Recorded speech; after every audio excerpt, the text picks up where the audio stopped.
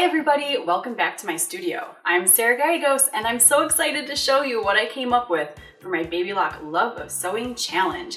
As I mentioned before, my specialty feature is pivot position, and that is a tool that I use in almost every type of sewing, but especially when I'm working on an applique.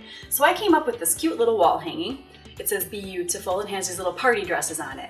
And I used pivot position in a couple of different ways. First, I used it to be able to stitch down the applique dresses, and I also used it for kind of like a faux free motion finish on my lettering. I can't wait to share that with you.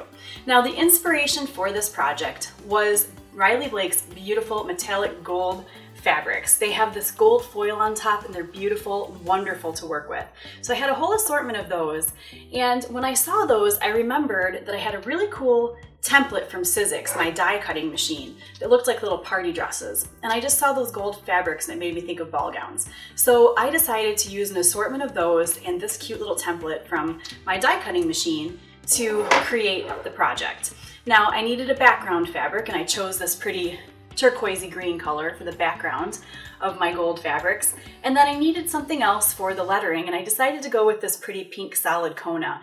And it was just absolutely beautiful for stitching the lettering on, the sashes on the dresses, and then I felt like a little pop of pink for my inner border would be perfect.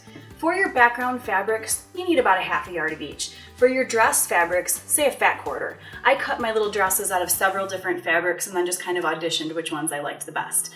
Then I've got a little sashing, 2 little strips here, quarter yard for that. Your outer border, I went with this fun little quarter foil fabric. You'll need about a half a yard. And then of course you need a backing fabric. For my backing, I used a solid gold. It was one of the Riley Blake fabrics, about a half a yard of that. And then I also used one of my scraps of fabrics to create a little hanging sleeve, which I'll show you how to do in the instructions. Now you'll also need a binding fabric. I absolutely love bias cut stripes, so I use them any chance I get.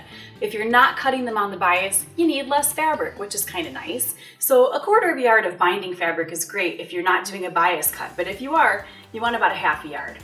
Then finally, you'll need about a half of a yard of batting. I created this entire project as a quilt as you go technique. So I started with the center block and just kind of added my pieces onto the batting as I went. So again, about a half a yard, so you've got a little bit of excess just in case things aren't perfectly straight. You'll have a little trimming to do after. Now, to get started on the project, first you need to find a phrase for in the center. I used an image that I found that said beautiful, and then the software that came with my Sizzix Eclipse 2 electronic cutter. You could use any electronic cutter you have. This just happens to be the one that I have. I can very easily create an SVG file from a clip art image, and that's what I did. Now, before I cut that fabric out, I applied a little bit of stabilizer to the back of it. For the lettering, I used Steam-A-Seam 2. This is a double-sided fusible web stabilizer, and it's really convenient for any time that you're working with an electronic cutter because it's nice and thin, it's very flexible, and after you've cut your shape out, you can simply peel the paper backing off and then adhere your lettering to your background fabric. It's also repositionable. It's sticky, so you can peel it back off and reposition it if you didn't get it quite straight. And then it's going to give you a really nice, firm, crisp edge for stitching down your applique. Now for the die cutting portion of the project, little dresses, I used a different stabilizer. For that, I like to use the fusible applique from Baby Lock. It's just a little bit thicker, so I don't really use it in my electronic cutter, but it goes through the die cutting shapes really nicely and again gives you a really firm backing. Real easy to work with, paper backed. After you've cut that shape out, you simply peel back the paper and then you can adhere it right to your background fabric. And again, it is repositionable, so if you didn't get it quite straight, you can peel it back off, put it back down again, and then with the Steam-A-Seam 2 or the Baby Lock fusible applique, once you press it with the iron, it becomes permanent and gives you a really, really great edge, crisp edge for stitching your applique down.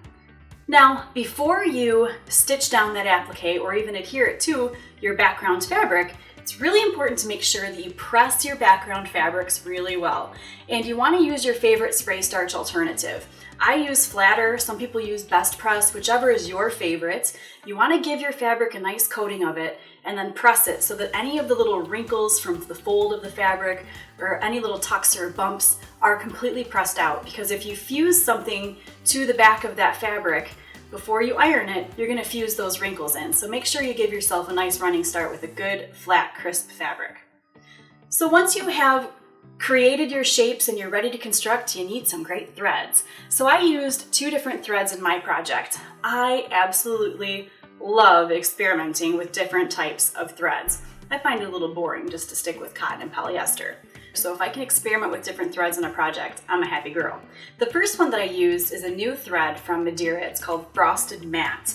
It's really thin and it's color fast, which is great because it gives you a beautiful thread finish for decorative stitching or for lettering. And if you happen to be hanging your wall hanging in an area that gets a lot of daylight, like my place here, it is color fast, so I won't have to worry about the sun fading the thread on me. The other thread that I used was a variegated. For stitching down the letters, I just wanted a little extra texture in the lettering, so a variegated thread did that for me, and I happen to have the perfect color of Aurifil for my variegated threads there. Now let's talk about the presser feet that we'll use. I know this video is all about pivot position on the Baby Lock Destiny, but I can't make a project without experimenting with different feet. I love all of the accessory feet available for my machine, and I used a couple of favorites for this particular project. Now for stitching down the applique pieces, I utilized my open toe applique foot. What I love about this is it's got an opening right in the toe of it, so you can see exactly where you're stitching. It's also clear, so you can really see. When you're working with applique, part of the key to precision is making sure you can see exactly where your needle is going to land, and also looking a couple of stitches ahead so you know where you're headed as you're stitching. So using an open toe sole like that allows you to very easily see where you're going to stitch. Now the other foot that I used for the standard sewing ankle is the 1/4 inch foot. This is not the 1/4 inch foot that came with my Destiny though. The one that comes with the Destiny has a little flange on the side. And I mentioned that this is a quilt as you go project. I used my 1/4 inch foot to put it all together on my my batting base. And sometimes I find that the little guide on the 1/4 inch foot catches in the batting. So I chose to use the accessory foot that does not have the guide on it. Normally I love it with the guide, but for this particular project, the one without was really handy. Now, I always tend to use my digital dual feed when I'm working on a quilting project. This project, again, Quilt As You Go, I stitched the entire front onto the batting, but then I had to add the backing to it. So I went ahead and stitched in the ditch around the inside borders on my project. You can kind of see it from the back here, my stitching lines, just to attach the backing fabric to the batting in the front. And for that, I used the open toe sole on the digital dual feed. Once again, it allows me to see exactly where my needle is landing. There's also a stitch in the ditch sole that is designed for the same type of quilting. You can use whichever one you feel most comfortable with. I just happen to like the open toe sole to really see where that needle is going to land. Now these are snap-on feet, just like the other feet. For the binding on my project, I always stitch my bindings on with decorative stitches. I use the standard sole for that. The reason I like the standard sole to attach the binding is because of the fact that it's got all that metal in the center of it. It holds the binding nice and perfectly flat and straight as you stitch. I found that with the open toe sole, my binding wanted to move around a little bit underneath of the foot, so this was the perfect option. Now, I hope that you like the project that I've created here. I had a lot of fun making it. Of course, you'll get the full instructions, and in the next video, I'm going to show you how I put it all together and how I used pivot position to help me. So gather up your fabrics and stay tuned for the next video because we're going to start to sew.